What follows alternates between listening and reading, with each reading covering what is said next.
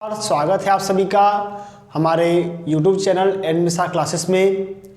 आज जैसा कि मैं आप सभी को इंग्लिश ग्रामर बेसिक से पढ़ा रहा हूं, जो कि विभिन्न प्रतियोगी परीक्षाएं में उपयोगी है और आपके जो टेट का पेपर होने वाला है उसमें जो अंग्रेजी आएगी उसमें तो खास कर ही उपयोगी है इसका, क्योंकि 1 से 5 और 6 से 8 में तो उतना इंग्लिश कारगर नहीं है, लेकिन 1 से 5 वाले जो टेट की परीक्षा होगी, यूपी टेट की परीक्षा होगी, उसमें अंग्रेजी एकदम अनिवार्य है। ठीक है, इसलिए आप अंग्रेजी ध्यान से पढ़िए। और अंग्रेजी में जो हल्के में लोग लेते हैं अंग्रेजी को, वही अक्सर गलती कर बैठते हैं, क्योंकि अंग्रेजी को नज़रअंदाज नहीं करना चाहिए।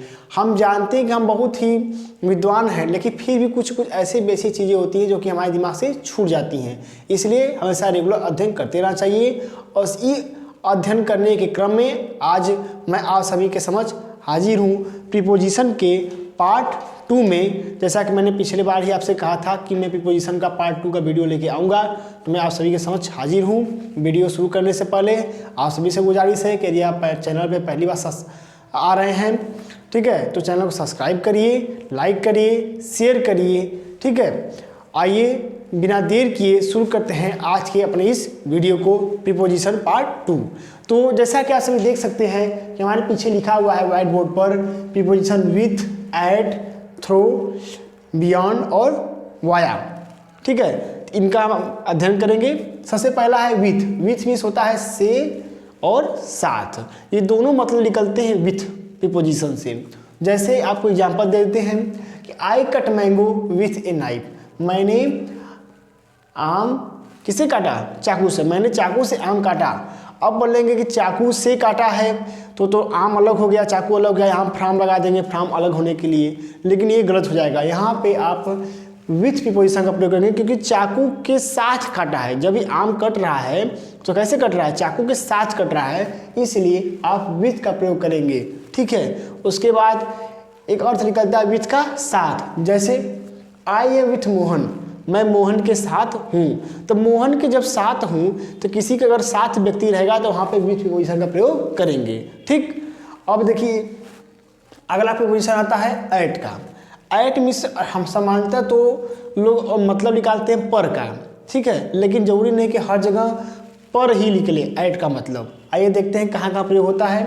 पहला है निश्चित समय बताने के लिए एट का प्रयोग करते हैं। जैसे आई वॉज बॉर्न एट 2, मैं 2 बजे पैदा हुआ। ठीक है, मैं 2 बजे पैदा हुआ। ठीक है, निश्चित समय, फिक्स समय कि वह 2 बजे ही पैदा हुआ है, 3 या 4 नहीं हुआ है। ठीक, अब आगे छोटी जगहों के लिए, जैसे मैंने पहले वाले वीडियो में बताया था कि इनका प्रयोग बड़ी जगहों के लिए होता है और ऐट का प्रयोग छोटी जगहों के लिए होता है। तो जो आपका ऐट है तो वह छोटी जगहों के लिए प्रयोग किया जाता है, जैसे कि गांव के लिए, कहीं छोटी जगह के लिए। जैसे I stayed at A hotel, मैं एक होटल में ठहरा। ठीक, मैं एक होटल में ठहरा। तो होटल क्या है? छोटी जगह है, इसलिए हम ऐट का प्रयोग कर रहे हैं। अब आगे मूल्य बताने में ऐट का प्रयोग करते हैं, किसी चीज़ का दाम बताने के लिए। ठीक है, प्राइस। जैसे this fruit is selling at 10 पर kg, यह फल, ठीक है, बिक रहा है 10 रुपया किलो। तो 10 रुपये किलो यह फल बिक रहा है, यह बताने के लिए, ठीक है, कि कितने रुपए किलो बिक रहा है, हम ऐड का प्रयोग करते हैं। ये जो आप यहाँ पे ऐड देख रहे हैं, इसी ऐड की हम बात कर रहे हैं। ठीक है, तो आपके 3 प्रीपोजिशन में तीसरा नंबर पे आपका है थ्रो। ठीक है, थ्रो मीन्स होता है, अधिकतर लोग जानते हैं कि से ही होता है थ्रो, मतलब से तो होता है, लेकिन प्रयोग कहाँ होता है इसकी जानकारी होना अत्यंत आवश्यक है। तो I can see through the glass, मतलब थ्रो का है कि अर्थ तो से का ही निकलेगा, लेकिन पारदर्शी माध्यम होना चाहिए। जैसे कि ये कह रहा है कि मैं देख सकता हूँ, ठीक है, ग्लास से, मैं गिलास से देख सकता हूँ। तो इसका मतलब कौन सी गिलास होगी? वो क्या कहते हैं, जो स्टील वाली गिलास है वो वाली गिलास होगी या शीशे वाली गिलास होगी, कि इस पार से उस पार देखा जा सके। तो निश्चित बात है कि शीशे वाली गिलास होगी। तो जब आर या पार की चीज़ के देखा जा सके तो वहाँ पे हम, और से का अर्थ निकले तो वहाँ पे हम किसका प्रयोग करते हैं? थ्रो का। ठीक है, या फिर एक चीज़ और, या तो कोई ऐसी चीज़ हो जो कि ऊपर से बंद हो, नीचे से बंद हो, चारों तरफ से बंद हो, सिर्फ दो ही रास्ते हों, जैसे कि कोई गली हो गई या कोई पाइप हो गई, ठीक है, कोई पाइप हो गया या कोई अंडरग्राउंड रास्ता हो गया, ठीक है। तो वहाँ पे क्या होता है कि बस एक तरफ रास्ता निकलने के लिए और एक तरफ आने के लिए, जो इन और आउट की कंडीशन होती है और बाकी चारों तरफ से बंद होता है, आवरण ढका होता है, तो वहाँ पे क्या करता है, वहाँ थ्रो का प्रयोग करते हैं। जैसे आई वॉज पासिंग दो ए स्ट्रीट, मैं एक गली से गुजरा। तो गली क्या थी, आने के लिए और जाने के लिए, बाकी चारों तरफ से बंद थी, ठीक है। तो वही बात कर रहा हूँ कि जब भी कोई भी चीज़ क्या हो, दो तरफ से खुली हो, बाकी चारों तरफ से बंद हो वो, तो वहाँ पे हम तो का प्रयोग करते हैं। आगे देखते हैं बियॉन्ड। बियॉन्ड का जो प्रयोग होता है वह के पार के लिए होता है, लेकिन यहाँ पर अंतर इतना होता है कि यहाँ पे जो से था पारदर्शी, और यहाँ पे बियॉन्ड जो है यह के पार का अर्थ निकालता है, और के पार का अर्थ निकालने के साथ साथ यहाँ पर चीज़ें अपारदर्शी होती हैं, यानी इस पार से उस पार नहीं दिखाई देती हैं। जैसे देखिए, there is a temple beyond this house, इस घर के पीछे एक मंदिर है, ठीक। तो घर के पीछे मंदिर तो है, लेकिन मंदिर दिखाई नहीं दे रहा है, इसीलिए जब इस घर के पार एक मंदिर है, तो घर के पार जब एक मंदिर होगा तो दिखाई तो नहीं दे रहा है, ठीक है। जब नहीं दिखाई देगा तो हम बियॉन्ड का प्रयोग करेंगे, इस घर के पार एक मंदिर है, ठीक। समझ तो गए होंगे। आपके 1, 2, 3 और 4 प्रीपोजिशन खत्म होते हैं। अब 5वां प्रीपोजिशन है हमारा आज की वीडियो में वाया। आप सभी ने स्टेशन पे, रेलवे स्टेशन, बस अड्डों पे, ठीक है, बहुत बार सुना होगा वाया, ठीक। तो उसका मतलब क्या होता है, उसका मतलब होता है के रास्ते से या होते हुए, ये वाया का अर्थ होता है, ठीक है। वाया भी एक प्रीपोजिशन है, इस बात को ध्यान हमेशा रखिएगा, क्योंकि कभी कोई परीक्षा पूछ देता है कि इनमें से कौन सा प्रीपोजिशन है, तो आप कभी कभी उसमें वाया लिखा होता है तो भ्रमित हो जाते हैं, तो उसको तो आप समझ लीजिए कि वाया क्या है, प्रीपोजिशन है। तो this train will go to Kanpur via Allahabad, यह ट्रेन कानपुर जाएगी इलाहाबाद के रास्ते से, इलाहाबाद के रास्ते से यह ट्रेन कानपुर जाएगी। तो इसका अर्थ क्या निकला, के रास्ते से या होते हुए, ठीक है। अब इसके बाद हम एक नया प्रीपोजिशन देखते हैं, ठीक है। जैसा कि आप सभी देख सकते हैं बीनीथ। बीनीथ का मतलब क्या होता है, बीनीथ का मतलब होता है नीचे। बहुत लोग प्रीपोजिशन में इसको बहुत ही कम ही जानते हैं, लेकिन जानना बहुत ही ज़रूरी है। तो बीनीथ मीन्स होता है नीचे, लेकिन कौन सा नीचे, ये बात देखते हैं। नीचे सतह को छूते हुए, किसी भी सतह को नीचे अगर छूती हुई कोई चीज़ है, ठीक है, तो वहाँ पर बीनीथ का प्रयोग होगा, ठीक है। जैसे पेन मोबाइल के ऊपर है, पेन मोबाइल क्या है, ऊपर है, तो मोबाइल क्या है, मोबाइल नीचे है और पेन क्या है, ऊपर है। तो अगर कह दिया जाए कि मोबाइल पेन के नीचे है, अब क्या होगा, मोबाइल पेन के नीचे है तो सतह को छूटेगी नहीं, पेन की सतह जो है, मान लेते हैं ये फ़ोन है और ये पेन है, तो पेन जो है, ठीक है, मोबाइल पेन के नीचे है, तो मोबाइल की जो सतह है ये पेन की सतह के नीचे की नहीं है, टच हो रही है, बस वही काम। तो जब कोई किसी की सतह को कोई चीज़ छूती रहे, ठीक है, और नीचे रहे, तो वहाँ पर बीनीथ का प्रयोग करते हैं। जैसे हर photo is beneath my book, उसकी फ़ोटो मेरे किताब के नीचे थी।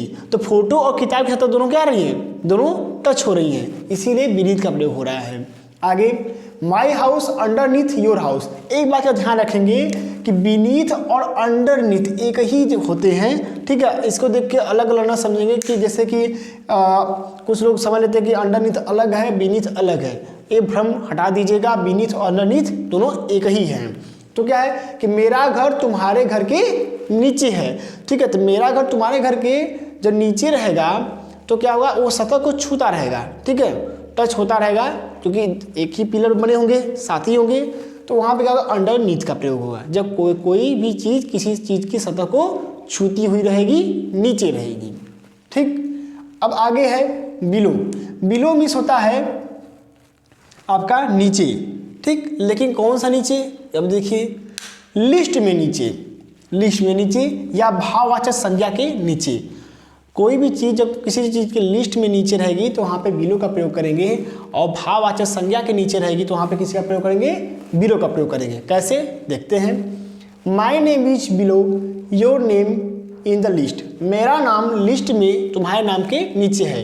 कोई लिस्ट बनी हुई है, ठीक है, इसका जो नाम है लिस्ट में उसके नाम के नीचे है, यहाँ पे उसका नाम है, तो वही क्या कर रहा है, जब लिस्ट में नाम नीचे होगा तो वहाँ पे हम बिलो का प्रयोग करेंगे। उसके बाद भाववाचक संज्ञा के नीचे, भाववाचक संज्ञा के नीचे का बहुत लोग नहीं जानते हैं, इसलिए आप थोड़ा ध्यान दीजिएगा कि भाववाचक संज्ञा के नीचे कैसे होगा।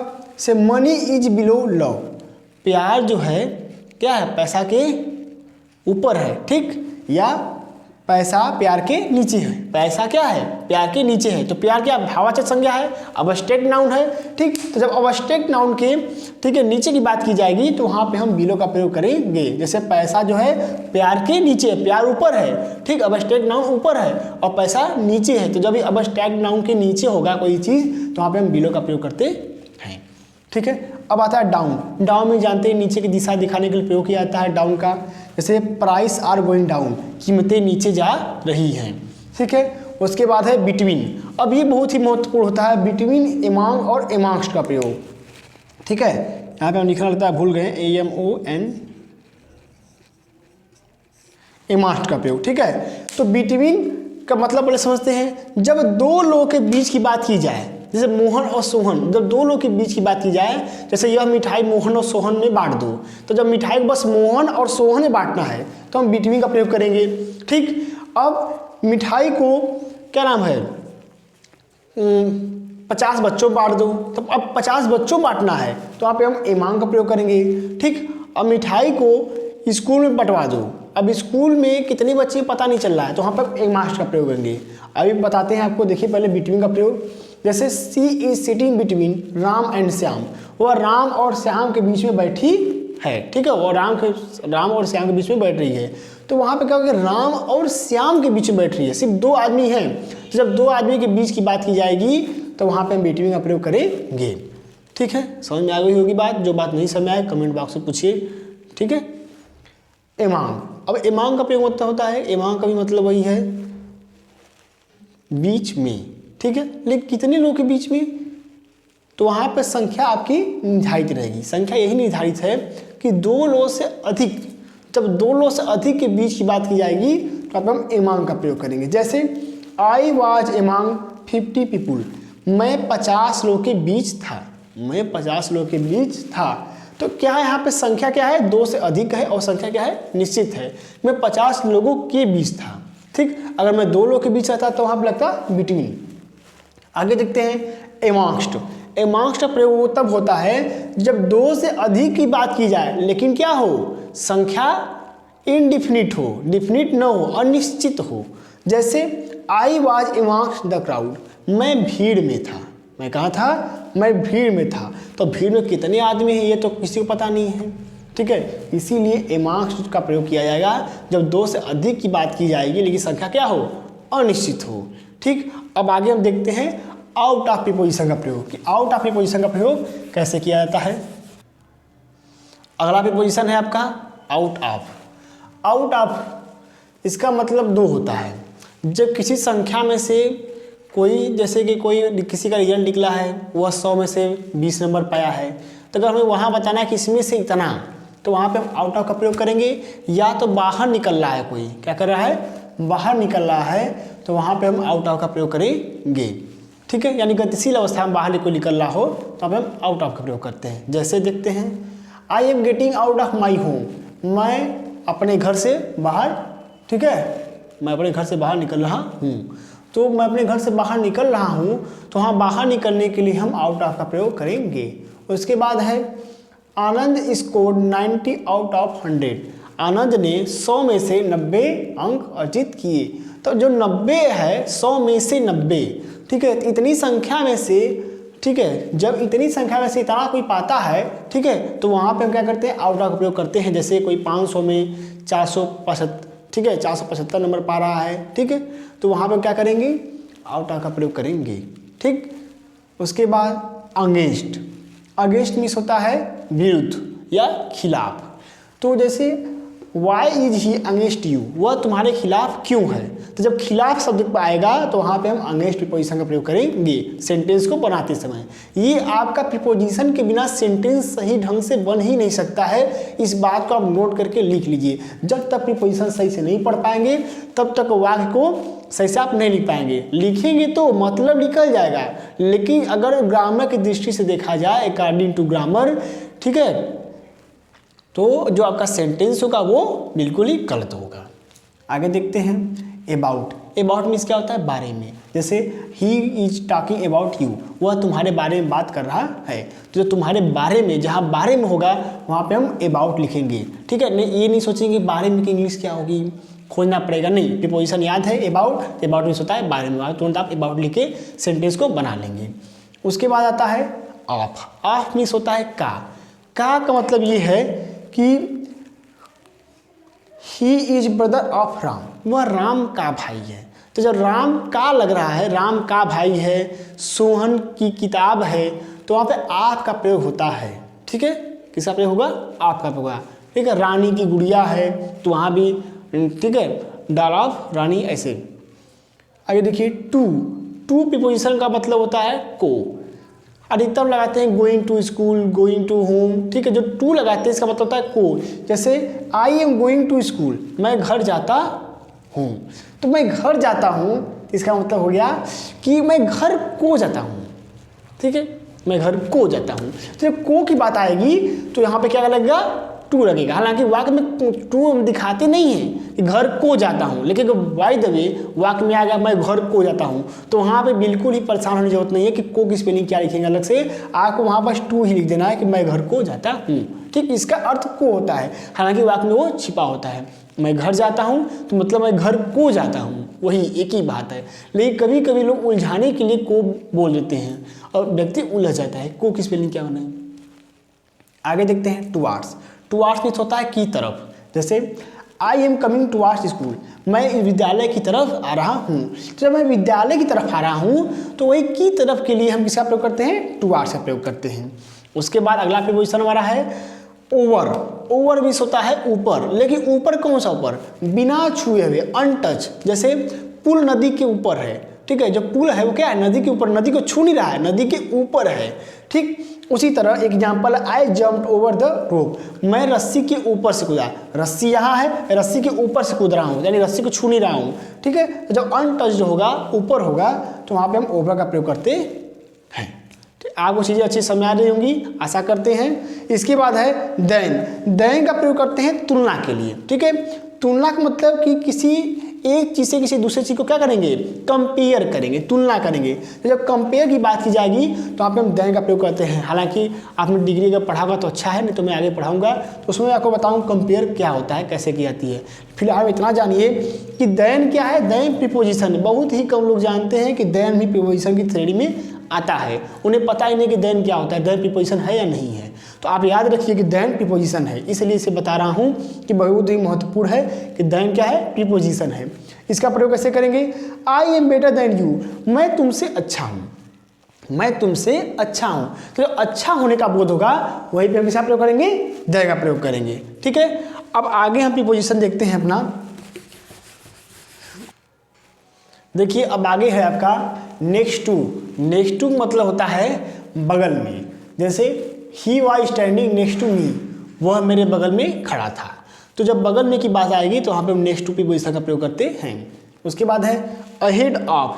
अहेड ऑफ मीन्स होता है आगे, अहेड ऑफ मीन्स होता है आगे। अब कुछ लोग भ्रमित ही हो जाते हैं कि अहेड ऑफ मीन्स आगे होता है, इन फ्रंट ऑफ माने भी होता है क्या, आगे। तो हम किसका प्रयोग करेंगे, तो मतलब समझ लीजिए, पहले अहेड ऑफ का बताते हैं फिर। There is no one standing ahead of him, उसके आगे कोई नहीं खड़ा था, उसके आगे कोई नहीं खड़ा था। जैसे एक लाइन लगी हुई है, सामने आप खड़े हैं और पीछे मैं खड़ा हूँ, ठीक है। तो आप क्या है, मेरे आगे हैं, ठीक। लेकिन अगर हम दोनों सामने खड़े हैं, बात कर रहे हैं सामने सामने मुंह करके, तब क्या आप मेरे सामने हैं। तो इन फ्रंट आपका प्रयोग सामने के लिए होता है और अहेड आपका प्रयोग आगे के लिए होता है, ठीक है। उसके बाद है एक्सेप्ट। एक्सेप्ट क्या होता है कि अलावा, के अलावा। जैसे मैं मुर्गा के अलावा सब कुछ खाता हूँ, ठीक है। तो वहाँ मुर्गा क्या है, मुर्गा के अलावा, तो वही अलावा जो है, ठीक है, उसी के लिए हम इसका प्रयोग करते हैं। जैसे कि एग्जाम्पल देखते हैं इंग्लिश का, this shop opens every day except Sunday. यह दुकान रोज खुलती है संडे के अलावा, रविवार के अलावा यह दुकान रोज खुलती है। तो अलावा के लिए हम प्रयोग करते हैं इसका, ठीक है। उसके बाद आता है ड्यूरिंग। ड्यूरिंग मीन्स होता है दौरान। दौरान देखिए, जैसे I was in Delhi during vacations, मैं छुट्टी के दौरान, ठीक है, मैं छुट्टी के समय, छुट्टी के दौरान कहाँ था, दिल्ली में था, मैं छुट्टी के दौरान दिल्ली में था। तो ये जब दौरान की बात आएगी तो वहाँ पे हम ड्यूरिंग का प्रयोग करते हैं। उसके बाद है अंतिम चरण के प्रीपोजिशन में देखते हैं एलॉन्ग। एलॉन्ग मीन्स होता है साथ, विथ मीन्स भी होता है साथ, ठीक, और एलॉन्ग मीन्स भी होता है साथ। जैसे विल यू कम एलॉन्ग, क्या तुम साथ आओगे। तो जब साथ की बात की जाएगी तो वहाँ पे हम एलॉन्ग प्रीपोजिशन का प्रयोग करते हैं, ठीक है। उसके बाद है एलॉन्ग साइड। एलॉन्ग से ही बना है एलॉन्ग साइड, एलॉन्ग से ही बना है। तो क्या है इसमें, इसमें है there is a road alongside the river. ये एक रोड है, ठीक है, नदी के किनारे, नदी के किनारे एक रोड है। तो जब कोई भी चीज़ किसी चीज़ के किनारे हो, साथ में सटी हुई हो, तो वहाँ पे हम एलॉन्ग साइड का प्रयोग करते हैं। जैसे क्या है, रोड नदी के किनारे से सटी हुई है, नदी के किनारे एक रोड है, तो नदी के किनारे रोड सटी हुई है, इसलिए हम इसका प्रयोग करते हैं एलॉन्ग साइड का, ठीक। और सबसे अंतिम में आज का प्रीपोजिशन है एक क्रॉस। एक क्रॉस होता है के पार, जैसे नदी के पार, पुल के पार, तो इस तरह can you swim A cross the river, क्या तो नदी के पार तैर सकती हो, ठीक, क्या तो नदी के पार तैर सकते हो। तो यह के पार का जो प्रयोग होगा तो वहाँ पे हम किसका प्रयोग करेंगे, एक क्रॉस का प्रयोग करेंगे। तो आप सभी से हमारी यही आशा है कि आप सभी को ये आज का वीडियो पसंद आया होगा। अगर पसंद आया है तो लाइक, शेयर, कमेंट, सब्सक्राइब जरूर करें, ठीक है। आप सभी हम सबको इसी तरह मोटिवेट करते रहें। अगले वीडियो तक इंतजार करिए, तब तक के लिए धन्यवाद।